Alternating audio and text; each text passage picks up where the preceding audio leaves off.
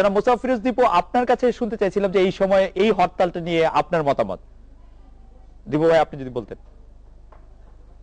না, আমি তো মনে করি বুলবুল ভাইয়ের সাথে আমি একমত, বিশেষ করে বাবু ভাইয়ের সাথে আরো বেশি একমত এই কারণে যে সংবাদ তো সংবাদ, আমাদেরকে তথ্য মানুষকে জানাতে হবে এবং সেটি জানানোর মতন যদি অবস্থা থাকে তাহলে আমরা কেন জানাবো না।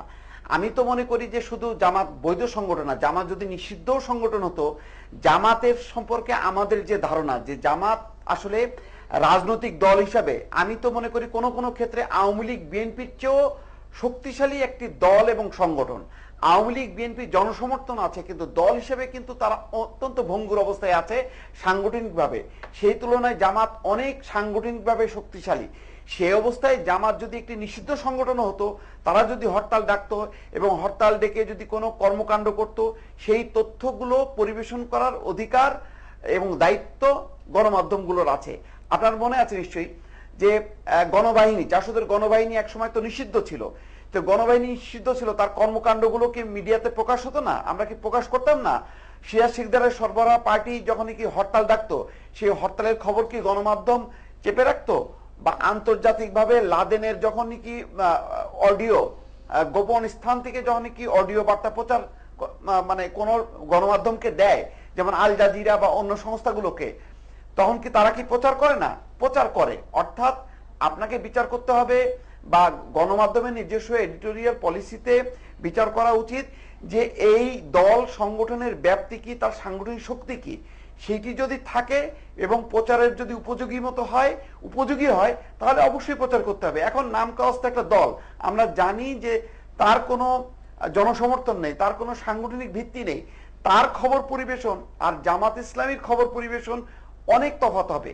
জামাত এখনো শক্তিশালী দল হিসাবে কাজ করছে, সে নিষিদ্ধ হোক অথবা বৈধ হোক, যাই হোক না কেন, খবর তো খবরই। আমরা সেই খবরটা জনগণের স্বার্থে এটা প্রচার করা উচিত এবং করা হয়ে থাকে। এটা বিশ্বব্যাপী একটি স্বীকৃত ব্যবস্থা, এটাকে তো অস্বীকার করার কোনো উপায় নেই। দীপু ভাই, আপনাকে ধন্যবাদ। মুন্নি বোধ আপনাকে একটা প্রশ্ন করবেন, আমরা কি দীপু ভাই, আমরা একটু আমি হারিয়ে যাবো, খুবই ছোট, খুবই রেলেভেন্ট প্রশ্ন। দীপু ভাই বলছেন সাংগঠনিক শক্তি এবং ব্যাপ্তিকে সেটা বিবেচনা করে এই জামাতের হরতাল, এখনকার হরতাল। প্রশ্নটা ছিল, এখন এই মুহূর্তে আমরা কোনো লোক দেখি না, কোনো প্রেস কনফারেন্স নাই, কিছু নাই, সেরকম একটা সময়ে আমরা ওয়েবসাইট থেকে ডাউনলোড করে হরতালের খবরটি দিয়ে দিচ্ছি। দ্বিতীয়ত বুলবুল ভাই বলছে ভারসাম্যর কথা বলছে, আজকাল সারা দুনিয়া জুড়ে কিন্তু রেসপন্সিবিলিটির ব্যাপারও।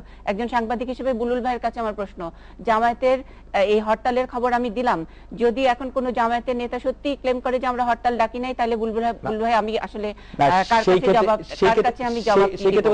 আর এই মুহূর্তে দীপু ভাই যেটা বলছে ব্যাপ্তি, সাংগঠনিক শক্তি, এটা কি দীপু ভাই এখন আপনি কি এখনো এটা মনে করেন যেরকম একটি জামায়াতের মতন একটি দলকে প্রতিদিন প্রত্যেকটি রায়ের পরে অবজারভেশনের মধ্যে একটি সন্ত্রাসী সংগঠন, স্বাধীনতা বিরোধী সংগঠন ইত্যাদি, কিন্তু সবচেয়ে বড় কথা যে আমরা দৃশ্যমান তো কিছু দেখতে পাচ্ছি না।